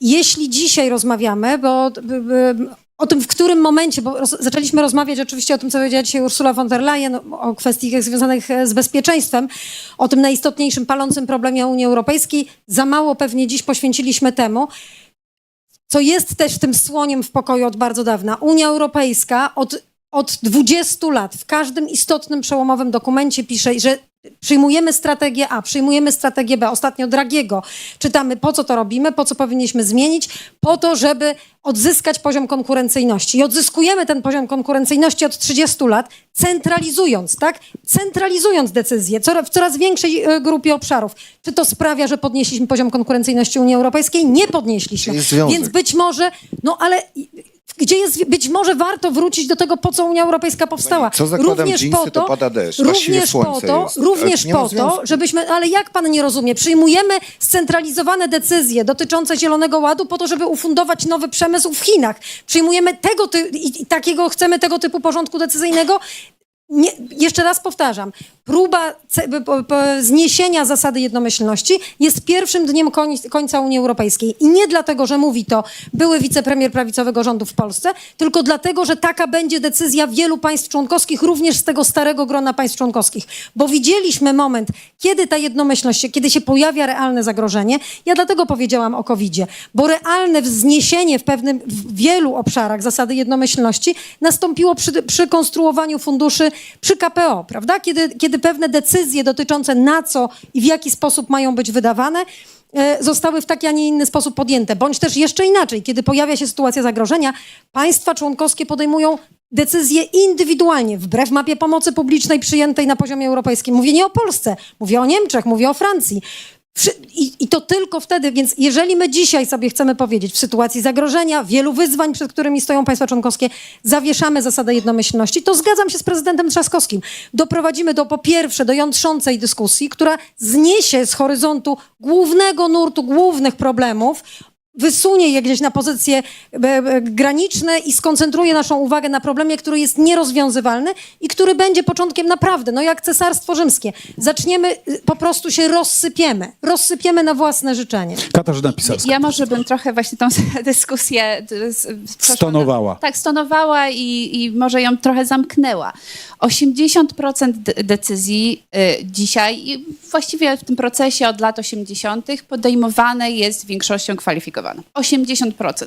Wspólny rynek nie jest w stanie istnieć. Dopiero kiedy znieśliśmy w obszarze wspólnego rynku w 86 chyba roku zasadę jednomyślności, dopiero wtedy tak naprawdę byliśmy w stanie to, co zakończyć. Oczywiście ten wspólny rynek nigdy nie jest zakończony, ale ogłosiliśmy w 92, że w ciągu 5 lat udało nam się zrobić to, czego nie zrobiliśmy w ciągu 30 czy prawie 40 lat próby tworzenia. Więc Więc większość kwalifikowana jest absolutnie potrzebna i konieczna i nie można też z niej robić jakiegoś potwora, który tutaj zabiera nam suwerenność. Wiedzieliśmy, na co się piszemy, wchodząc w 2004 roku do Unii Europejskiej. Natomiast myślę, że wszyscy się zgodzimy, że są obszary, gdzie zresztą w traktatach to jest zapisane, ze względu na żywotny interes narodowy, państwa członkowskie mają prawo mieć swoje weto. Jak to rozwiążemy? Dzisiaj rozwiązujemy to całościowo dla polityki zagranicznej, całościowo dla budżetu. Tam mamy prawo wetować. I tak jak mówię, to jest niepotrzebna dyskusja dzisiaj, czy w tych niewielkich obszarach powinniśmy to weto znieść. Był obszar, który w traktacie amsterdamskim znieśliśmy weto, to jest w obszarze tego słynnego trzeciego filaru, migracji na przykład. No i pamiętamy, że Polska między innymi została przegłosowana, jeśli chodziło o te kwestie kwoty migranckie i potem był taki w Polsce opór społeczny, nie polityczny, ale społeczny, żeby wprowadzić kwestię kwot przyjmowania migrantów, że Polska po prostu nie wdrożyła tego. Oczywiście nawet też Słowacja były do Europejskiego Trybunału ciągane, że nie wdrażają tej regulacji, ale prawda była taka, że no nic się w końcu nie wydarzyło i cały ten program się rozleciał. Cały. Więc my nie możemy też pozwolić, żeby były takie obszary, które są znów żywotne z punktu widzenia interesu narodowego, które tworzą ogromny opór społeczny i żeby państwa nie mogły przyjść w Brukseli i powiedzieć nie, przepraszamy, to jest nieakceptowalne. Musimy wymyślić jakiś inny sposób rozwiązania tego problemu. I ja bym po prostu na tym skończyła, panie redaktorze, bo myślę, że jest trochę pytań Tak, z sali, tak, na pewno. jest dużo wiele Ale zanim tematów. pytania z sali, to jeszcze Sławomir Sierakowski.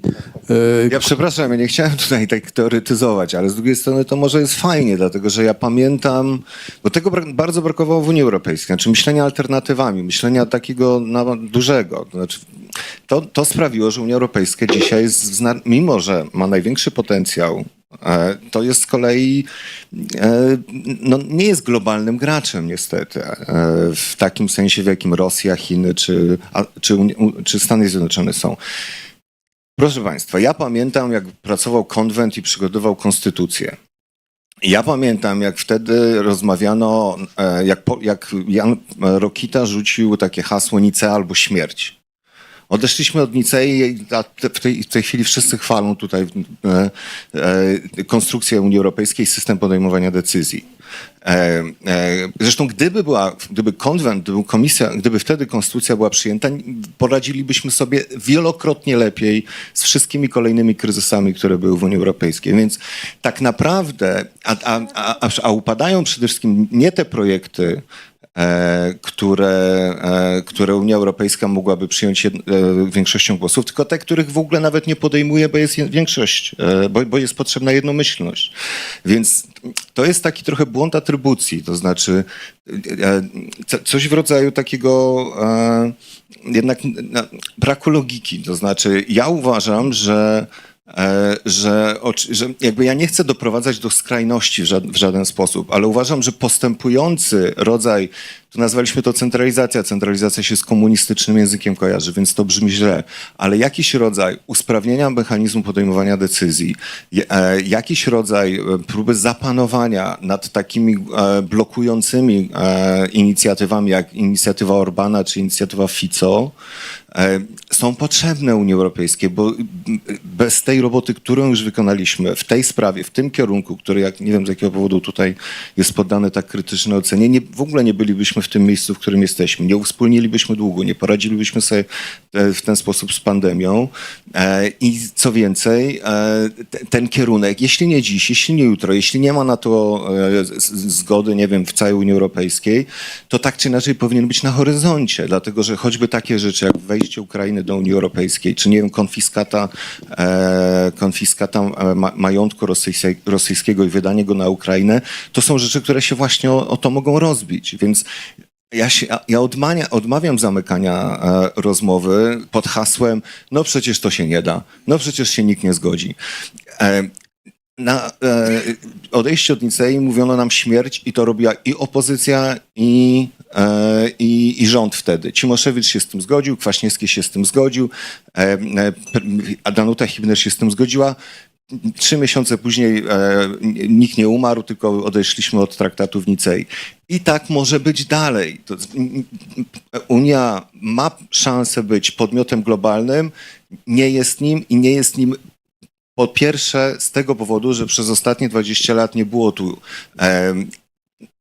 będę tego bronił, centralizacji decyzji i większego budżetu. Amen.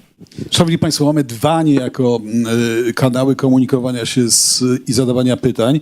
Pierwszy to jest WhatsApp. Ja otrzymałem kilka pytań.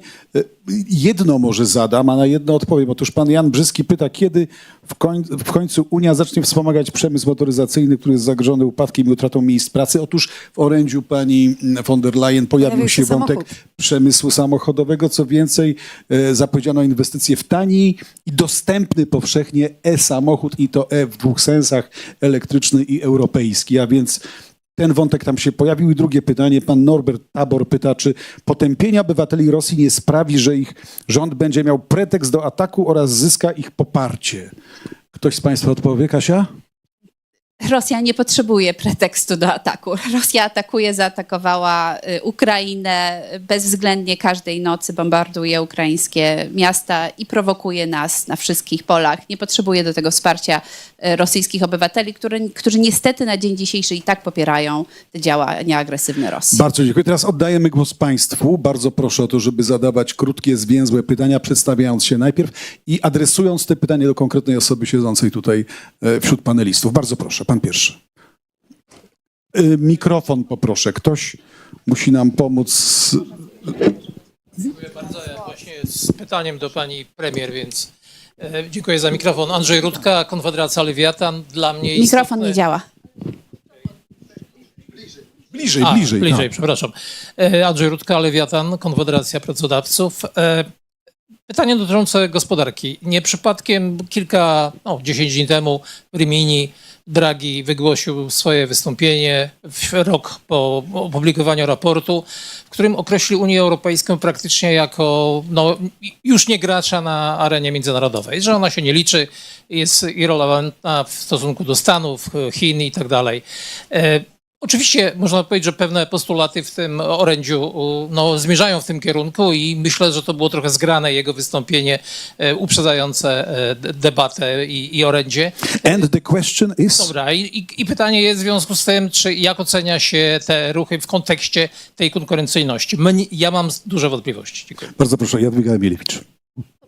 To jest troszkę to, o czym mówiłam wcześniej do pana redaktora Sierakowskiego. To jest dziś fundamentalny problem, niezależnie od bezpieczeństwa. Fundamentalnym problemem jest osuwanie się na tej drabinie konkurencyjności tak jak powiedziałam, od 20 lat. Tak, 25 lat temu na liście 5 globalnych czempionów były 2 korporacje europejskie. Dzisiaj nie ma tam żadnego. Tak? Nie mamy żadnego potentata cyfrowego, nie mamy żadnego przemysłu samochodowy. Zostaliśmy wyparci tak naprawdę. Co z tego, że dziś Ursula von der Leyen mówi o e-samochodzie, jak my dzisiaj najwięcej e-samochodów na terenie Europy tańszych jest wyprodukowanych w Chinach. I oczywiście możemy safeguardy wprowadzić, zablokować import tych samochodów, ale to nie jest odpowiedź, że my daliśmy technologiczną odpowiedź na to. My sobie zbroimy się regulacyjnie w sposób nie do udźwignięcia dla przemysłu każdego, tak? Przemysł samochodowy systematycznie sygnalizuje, że normy dotyczące emisyjności są i elektryfikacja transportu do 2030 jest niemożliwa do uzyskania nie tylko dlatego, że oni nie chcą tego, tylko dlatego, że gdybyśmy dzisiaj mieli zamienić całą flotę samochodów, która jeździ po Europie na elektryczne, to zabrakłoby prądu w Europie, żeby te samochody zasilić. Więc jakby zakładamy sobie te węzły gordyjskie kolejne na szyję i odpowiedzi, poza tym dzisiaj ja zdziwiłam się, że w tym fragmencie dotyczącym gospodarki mamy tak mocno wybity przemysł stalowy, prawda, który rzeczywiście puka to przemysł stalowy. Ale jeszcze bardziej zbrojeniowy, proszę pamiętać. Przemysł zbrojeniowy, to tu mamy tę sekcję, ale jeden z drugim jest powiązany, jakby na to nie spojrzeć. I właśnie pojawia się e-samochód, prawda, którego nie ma jednocześnie autorefleksji wyraźnej autorefleksji związanej z kosztami prądu po prostu, który przemysł zasila. Tej refleksji na poziomie europejskim nie widzimy, tak? Literalnie, na żadnym poziomie. I tego też tutaj nie ma w tym wystąpieniu. Więc ja mogę powiedzieć tylko tyle, że licząc na odwagę decyzyjną, to ja widziałabym tutaj pewną odwagę decyzyjną, bo zdolność do podejmowania decyzji jest również politycznych, jest również zdolnością do robienia korekty kursu. Jeśli nie jesteśmy w stanie dowieść, używając języka nastolatków, celów, które sobie założyliśmy 12 lat temu, dlatego że technolodzy, inżynierowie nam mówią, że to jest nie do osiągnięcia, to ta korekta kursu powinna się wydarzyć, ponieważ inaczej będziemy pisać kolejne dokumenty o tym, że my za 10 lat kogoś tam chcemy dogonić, tylko że to już nie będzie Chiny i Stany, tylko to będą tam kolejne potęgi azjatyckie, które rosną znacznie szybciej niż Europa. Pan był jako drugi, bardzo proszę. Jan Farfał, Klapalbach Poland. Pytanie do profesor Pisarskiej odnośnie Traktatu Unii Europejskiej, artykuł 42 ustęp 7 odnośnie wzajemnych gwarancji bezpieczeństwa. Czy na kanwie tego, co zaszło ostatniej nocy i prawdopodobnie będzie powielać się, intensyfikować, to nie jest dobry moment, żeby Polska zaczęła inicjować rozmowy o znaczeniu tego traktatu? Oczywiście mamy artykuł 5, ale czy w obecnej sytuacji to nie jest czas, żeby wykorzystać każde możliwe narzędzie do tego, żeby sprawa polska nie znikała z tej agendy spraw najbardziej pilnych? Ja uważam, że absolutnie tak. Niewiele osób dzisiaj sobie zdaje sprawę z tego, że w Traktacie Unii Europejskiej my mamy artykuł, który w znacznym stopniu bardziej precyzyjnie niż natowski artykuł 5 definiuje odpowiedź wszystkich państw członkowskich na potencjalny atak, w tym atak wojskowy, militarny na Polskę. My powinniśmy zacząć tę rozmowę w ogóle wewnątrz Unii Europejskiej, co by oznaczało w tym systemie traktatowym Unii napaść na jedno państwo członkowskie i uświadomić sobie, że my mamy podstawy prawne, tak? Już dużo lepsze niż Sojusz Północnoatlantycki. Ja przypomnę, że ten artykuł stał się zresztą elementem dyskusji z Donaldem Trumpem 2 tygodnie temu, kiedy koalicja chętnych poleciała do Waszyngtonu i kiedy Trump powiedział, no okej, ale co wy gwarantujecie? No to padła kwestia, że Unia Europejska ma w traktacie taką klauzulę, że jeżeli Ukraina weszła do Unii Europejskiej, to byłaby objęta właśnie tym paragrafem i stąd też pomysł Donalda Trumpa, żeby zadzwonić do Orbana i zapytać się, a dlaczego dlaczego Wiktorze blokujesz wejście Ukrainy? Bo w sumie Trump to tak zrozumiał, że jeżeli Ukraina by weszła szybko do Unii Europejskiej, to byłaby z automatu objęta tym paragrafem i byłaby objęta gwarancjami bezpieczeństwa. Oczywiście to był taki sprytny chwyt państw Unii Europejskiej, żeby pokazać, że my również jesteśmy jako Unia Europejska w stanie takie gwarancje traktatowe udzielić, ale ja tylko powiem jedną ważną rzecz. Gwarancje traktatowe są istotne, ale zanim musi się konkret wydarzyć. To znaczy my dlatego wierzymy w artykuł 5, bo za nim stoją Stany Zjednoczone, a przynajmniej wierzyliśmy przez tyle lat, bo za nim stała wielka potęga Stanów Zjednoczonych, wojskowa potęga Stanów Zjednoczonych. Dzisiaj jest pytanie, kto stoi za Unią Europejską, czy państwa członkowskie po pierwsze są przygotowane, żeby użyć swojej siły wojskowej, czy ją mają, tak? Czy mamy produkcję wojskową. No to wszystko widzimy, że szwankuje i szczerze dzisiaj na Kremlu myślę, że ten artykuł nikomu nie grozi, ani nikt się nad nim nie zastanawia, ponieważ Moskwa nie wierzy w to, że Unia Europejska sama, czy państwa europejskie same byłyby w stanie udźwignąć, ja nie mówię o obronę Ukrainy, mówię o obronę terytorium samej. Co nie znaczy wcale, że przemówienie Ursuli von der Leyen w Moskwie się podobało, prawda? Pani była trzecia, bardzo proszę. Tu, pani 5. rząd, tak. Kamila Kadzidłowska, Rodzice dla Klimatu i Ruch Społeczny Parents for Future Poland. Pytanie w zasadzie chyba do pana Sierakowskiego, ewentualnie do profesor Pisarskiej, ponieważ obawiam się, że znam odpowiedź pani wiceministry. Dotyczy deregulacji prawa środowiskowego i tego, że no to już pod koniec polskiej prezydencji wiemy, jak wielkim hasłem była właśnie deregulacja. To też w kontekście budowania odporności, nie tylko tej odporności militarnej, ale też społecznej odporności na kryzysy. Takim wielkim słoniem w pokoju, o którym tutaj nie mówimy, ale społeczeństwa obywatelskie w krajach Unii Europejskiej go widzą, są lobbyści. jest lobbying dużego przemysłu, który udaje interesy małych przedsiębiorców. Prawo środowiskowe nie zdążyło w ogóle wejść i zaistnieć w wielu krajach, więc to nie ono jest bardzo często problemem. Problemem jest dezinformacja wokół tego, która opłaca się dużym graczom, która opłaca się graczom ze wschodu, z Bliskiego Wschodu, ze Stanów Zjednoczonych. Ja mogę to powiedzieć głośno. I teraz, oczywiście pytanie, jest wielka bardzo proszę. mobilizacja społeczeństwa obywatelskiego. Ona jest może nie aż tak wielka jak w przypadku gazy, gdzie przez ponad rok, mogę powiedzieć chyba, że miliony ludzi wychodziło na ulicę Unii Europejskiej, czego politycy nie dostrzegali. Ale my to Nie chcieli wiemy. Bardzo dostrzegać. proszę o pytanie. Trzymajmy się reguły. Pytanie dotyczy tego, czy uważa pan, że kwestia prawa środowiskowego i tych regulacji wszystkich, które gwarantują nam społeczną odporność na kryzysy w kontekście zwłaszcza jakości powietrza, żywności i tak dalej, też została pogrzebana? Czy to jest kwestia dyplomacji, to też będzie się rozgrywać za zamkniętymi drzwiami i jednak jeszcze nie wszystko stracone? Bardzo dziękuję. Sławomir Sierakowski. I przeciwdziałania dezinformacji też. Tak. Świetne pytanie. Ja zrozumiałem, że to pytanie też zanim Bogusław zaczął pani przerywać, w tym sensie, że... Ale grzecznie. Tak, oczywiście, ty jesteś zawsze bardzo grzeczny, to ja jestem niegrzeczny. Natomiast ja uczestniczyłem w iluś dyskusjach od Waszyngtonu po Brukselę w ostatnim czasie.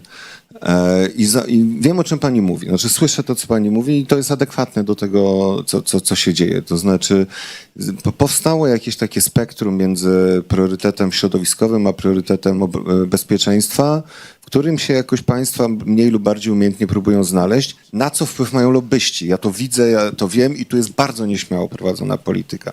Jeśli ja bym określił walkę z dezinformacją jako ciągle dość nieśmiałą, to w tej sprawie jest jeszcze większy problem. Ja się z panią absolutnie zgadzam. Znaczy, to jest coś, czego nie położono na stole dotąd, tak przynajmniej, żeby to było zauważalne. Natomiast gdzie określić, jak się w tym spektrum znaleźć, musiałbym być dużo lepszym ekspertem, nie o tyle od Unii Europejskiej, co od spraw klimatycznych. Znaczy, potrzebna jest polityka długiego okresu i krótkiego okresu. I ten priorytet w krótkim okresie, on jest oczywiście, to jest priorytet bezpieczeństwa, ale to nie ma sensu walka z Rosją, jak wszyscy przegramy zaraz cały świat. I z tym się zgadzam. Nawet jeśli to nie jest zaraz, tylko zaraz.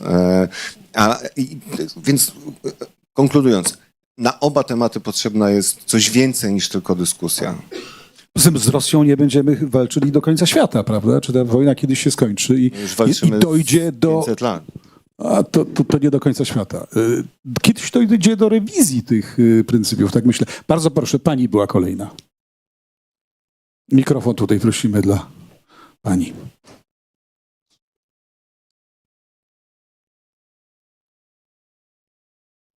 Dziękuję bardzo.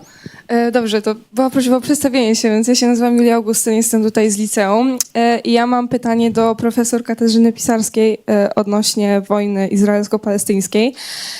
No i tutaj moje pytanie jest takie, że wszyscy już wiemy, że ONZ już wcześniej w 1947 tak naprawdę zaproponowała podzielenie Palestyny na dwie państwa, no i tak się stało, powstał Izrael i chyba wszyscy wiemy, jak to się skończyło i co się obecnie dzieje w Gazie, no czyli ludobójstwo i po prostu zbrodnie wojenne ze strony Izraela, bo inaczej tego to nie można nazwać.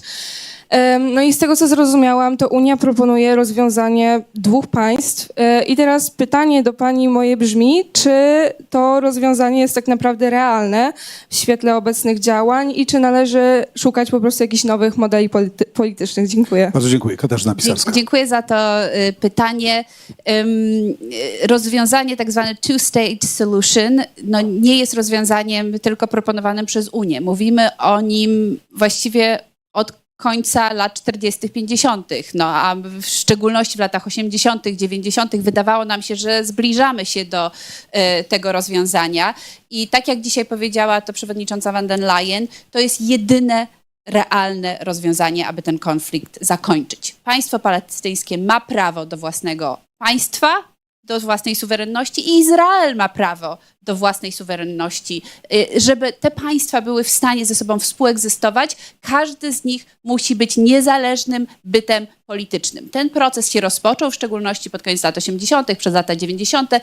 Mieliśmy taki moment nawet w czasie tych porozumień Oslo w latach 90., że wydawało się, że już jesteśmy blisko konkretnego rozwiązania. Niestety potem to wszystko się rozpadło. Hamas doszedł do władzy, między innymi w Gazie, i widzimy ten narost wielkich terrorystycznych ataków, które skonkludowały ten październikowy atak 2 lata temu. Natomiast nie ma innego pomysłu, nie może być innego pomysłu i dzisiaj ważne jest, żeby Izrael wrócił do rozmów na ten temat, które prowadziło wielu premierów izraelskich i przez którymi wielu Izraelczyków się zgadzało. Więc musimy wrócić do rozmów na temat 2 państw, Palestyny i Izraela, ze własną suwerennością. Proszę Państwa, nasz czas powoli dobiega do końca, w związku z tym ja poproszę 4 osoby, żeby zadały równolegle pytania, dobrze? I odpowiemy wspólnie. Pan z brodą najpierw, tak jest. To nie jest broda tak jak w Hamasie, ale... No to zależy, jak to oceniać. Piotr Podemski, Uniwersytet Warszawski. Dziękuję bardzo panu redaktorowi za wiele wypowiedzi, z którymi się bardzo zgadzam, dlatego zapytam panie. Mam pytanie do obu pań, pytanie naiwne. Mamy mówić o stanie Unii Europejskiej, więc pytanie byłoby takie, czy Unia nie jest w stanie pewnego paradoksu, co wynika także z tej dzisiejszej debaty. Czyli z jednej strony narzekamy na to, że Ursula von der Leyen jest za mało zwierzęciem politycznym, że jest negocjatorką, która stara się godzić interesy partykularne poszczególnych państw, a powinna być tą osobą z wizją, tą liderką, a z drugiej strony mówimy o wszystkim, że się nie uda, bo się państwa członkowskie nie zgodzą. Jako historyk procesu integracji europejskiej powiem tyle, że Unia się brała zawsze z wielkich marzeń, z wielkich wizji. Znam zdanie klasyka, ktoś ma wizję i pójdzie do lekarza, ale jednak te wizje były kiedyś bardzo ważne. Kwestionujemy tą tezę. No właśnie, część tych wizji się udawało realizować i z tego powodu mamy dzisiaj to, co mamy, chociaż wizje były bardzo... Dobrze, i pytanie bardzo proszę. No pytanie, czy to nie jest stan paradoksu takiego, że chcemy liderki, chcemy wizji, a potem się tych wizji boimy, bo one się i tak przecież nie sprawdzą. Świetnie. Pierwsze pytanie, drugie tutaj pan po prawej stronie, tak. Dzień dobry, z tej strony Aleksander Tkacz, Młodzi Nowocześni. Mam pytanie do pani wicepremier. Czy pani uważa, że Unia Europejska powinna wystosować jakieś kary w związku z tymi państwami, które nie przestrzegają sankcji, jakie Unia Europejska nałożyła na Rosję? Jak wiadomo, takich państw jest kilka w Unii Europejskiej. I jeszcze moje drugie pytanie, króciutkie. Czy uważa pani, że Unia Europejska powinna zlikwidować tą jednomyślność na przykład w takich sprawach jak polityka międzynarodowa, bo pani Ursula von der Leyen mówiła, że to niszczy Unię Europejską? Bardzo dziękuję. Pytania? Pan teraz. Dziękuję, Piotr Kaczyński. Bronisław Geremek kiedyś mówił, że integracja europejska to jest jazda na rowerze i nie da się tego zatrzymać. I tak się zastanawiam, czy da się na rowerze jeździć do tyłu, ponieważ niektórzy chcieliby w ten sposób. Jeśli chodzi o sankcje i odejście w sankcjach, pytanie o jednomyślność w sankcjach. Czy realne jest, żeby zamiast stosowania sankcji, które są wetowane, stosować instrumenty ekonomiczne na poziomie Komisji Europejskiej, które oczywiście są kontrolowane przez większość rządów i w ten sposób by się obeszło jednomyślność sankcyjną. Taki test był prowadzony czy rozważany w Komisji Europejskiej, ale bez konkluzji póki co, więc Komisja się do tego nie odniosła. Jeśli chodzi o 80% decyzji podejmowanych w Unii Europejskiej na zasadzie większościowej, nie da się tego zmierzyć. 80% o tym mówił Delors 30 lat temu jako zapowiedź rynku wspólnego. Dzisiaj von der Leyen mówi o tym, że ten rynek wspólny do dzisiaj, do końca nie jest zbudowany. Więc gdzie są te dalsze elementy rynku wspólnego do budowania, żeby konstruktywnie na to spojrzeć? No i von der Leyen mówi o 3 elementach. Także ważnej dla Polski, więc energetyka. Tu prawie w ogóle nie padło nic o energetyce, a energetyka, telekomunikacja to są te 2 obszary wielkiej aktywności w najbliższym roku. Kolejne pytanie tutaj pani i proszę państwa, to jest ostatnie pytanie, bo bardzo proszę pani. Tak? Dziękuję. Powiem resztę pytań, będzie można pewnie po spotkaniu zadać już indywidualnie państwu, jak wyjdziemy z tej sali. Bardzo proszę pani. Aleksandra Krzysztoszek, Euractiv Polska i moje pytanie będzie do pani profesor Pisarskiej, ad vocem. Rozumiem, że to była kwestia poboczna, ale jednak chciałam dopytać o tych Rosjan. No bo pani profesor powiedziała, co pani powiedziała, tak, ale jednak w Rosji mamy też opozycję, prawda, która no rzeczywiście potrzebuje wsparcia i notabene kilka lat temu właśnie na Warsaw Security Forum rozmawiałam ze współpracownikiem Aleksieja Nawalnego, z panem Władimirem Miłowem i zapytałam, czego oczekujecie od Zachodu? Jak Zachód może wam pomóc jako rosyjskiej opozycji? On powiedział, my już niczego nie oczekujemy. Na zasadzie, że zawiedliśmy się i jeśli Zachód nie chce nam pomóc, to poradzimy sobie sami. I moje pytanie jest takie, czy widzi pani profesor jakieś pole do współpracy między Unią Europejską a rosyjską opozycją? Bardzo dziękuję. Teraz po kolei pani odpowiadają, a spuentuje jak zwykle pan redaktor Sierakowski. Tak jest. Dziękuję bardzo. To szybko ja sobie zapisałam tylko te pytania. Stan Unii Europejskiej i ten paradoks, ideę, wizję, czego tak naprawdę chcemy.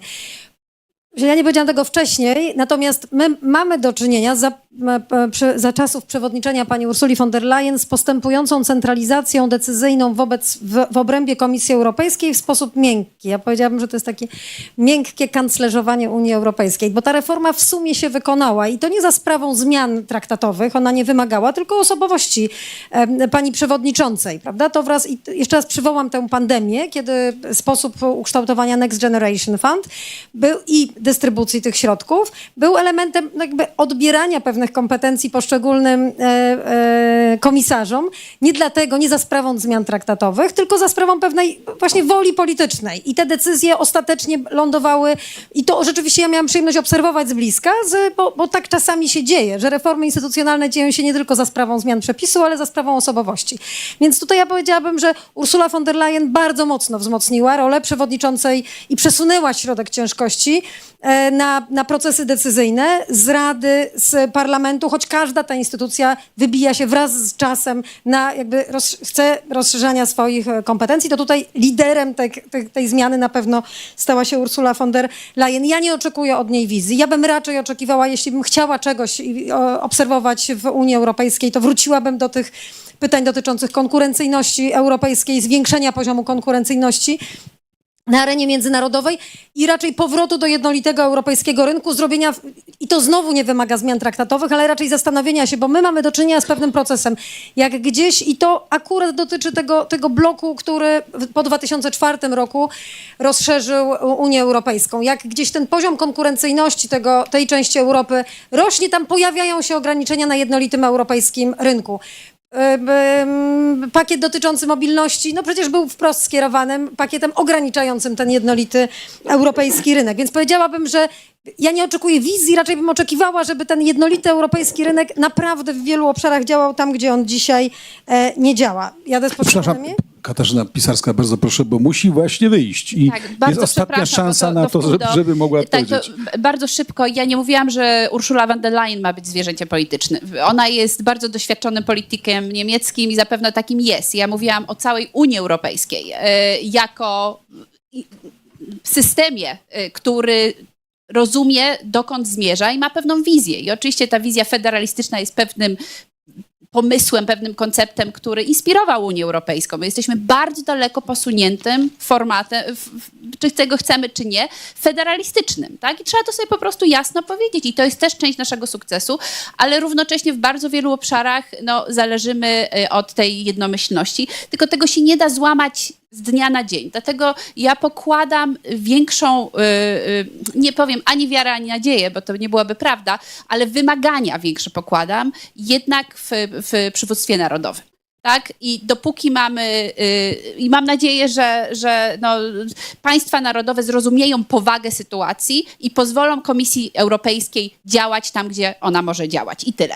Druga rzecz, tylko krótka, rosyjska opozycja. Unia Europejska od lat wspiera rosyjską opozycję. To nie jest tak, że tego dialogu nie ma. Ja zresztą zapraszam, za 2 tygodnie mamy Warsaw Security Forum, będzie Julia Nawalna, będzie Michail Chodorkowski, będzie Zuzana Nemcowa. My prowadzimy dialog z opozycją rosyjską, ale jeżeli ja rozmawiam z opozycją rosyjską, to również słyszę to, co do mnie mówią, że dzisiaj przeważająca część Rosjan wspiera niestety politykę Władimira Putina i cokolwiek by dzisiaj nie robili, nie są w stanie przekonać Rosjan, że to jest polityka mylna i niszcząca państwo rosyjskie. Nie tylko wszystkich sąsiadów, nie tylko pokój na świecie, ale również samą Rosję.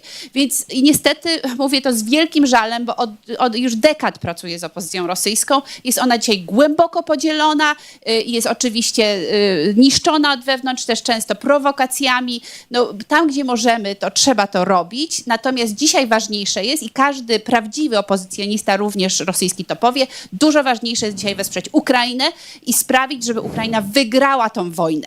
Bo wtedy dla rosyjskiej opozycji otworzy się zupełnie inny świat. Bez przegranej wojny przez Władimira Putina nie upadnie ten reżim i nie złamie się ten system, który jest oparty o niestety politykę agresji. W ten weekend ostatni w Warszawie odbyło się kolejny kongres deputowanych niezależnych pod przewodnictwem Ilji Ponomariowa.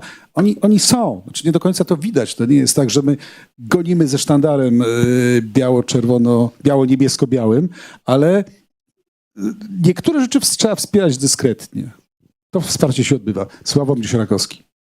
No ale właśnie na tym polega problem, że oni są, ale ich nie widać. To znaczy nie ma lepszej okazji dzisiaj dla patrioty rosyjskiego niż obronić honor jakiś Rosji i twarz, organizując demonstracje. Przecież w Berlinie nikogo za to nie wsadzą, w Londynie nikogo za to nie wsadzą. Pamiętacie państwo masową jakąś organizację rosyjską? A pamiętacie państwo, ilu Rosjan wyjechało z Rosji? To są już dzisiaj ludzie, to są miliony, które mieszkają w Europie Zachodniej. Więc o ile ja współpracuję, pomagam i niektórym uchodźcom rosyjskim i instytucjom rosyjskim, opozycyjnym, to jak ich pytam wprost, to oni mówią, słuchaj, my nie mamy takiej tradycji, to nie jest w naszej kulturze, my jesteśmy zatomizowani, my właściwie nie jesteśmy żadnym podmiotem politycznym, nie w relacji do Putina, tylko ja w ogóle w relacji do samych siebie. Ja bym nie polegał na badaniach, chociaż jestem socjologiem, znam Centrum Lewada, oni robią często dobre badania, tylko niestety w społeczeństwie tak bardzo wytresowanym, oni niestety często ludzie udzielają odpowiedzi takich, których sądzą, że ankietowani, czyli państwo, oczekuje. Więc jakoś tak bym nawigował w relacjach z instytucjami Rosji. Pomagamy, ale oczekujemy reakcji publicznej. A dwóm panom tutaj, dziękuję wszystkim za pytania, ale dwóm panom tutaj dziękuję za to, że podrzucili. Ja nie chciałem rozmawiać o jednomyślności, ale chciałem rozmawiać o jakimś rodzaju takiego drygu, bez którego sukcesu w polityce dzisiaj nie ma. Dorzuciliście państwo bardzo dobre argumenty też w tej kwestii jednomyślności, za co dziękuję. Bardzo dziękuję państwu. Proszę państwa, Sławek wspominał, że tematyka europejska jest strasznie nudna. Że nikt nie chce czytać książek i właściwie, no już nie jest. Znaczy po temperaturze tego spotkania, po liczbie argumentów, temperaturze polemik tutaj świadczy, że my jesteśmy naprawdę bardzo głęboko w debacie europejskiej i nie jest to temat dla nas nieważny. Tak?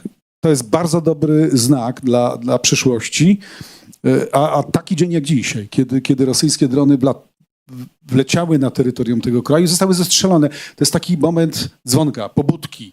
Tak, musimy dbać o sojusze, o obronność, o bycie w procesach, które nas ochronią, Polskę. I to nie jest tylko NATO, to jest również Unia. Bardzo uprzejmie wszystkim dziękuję.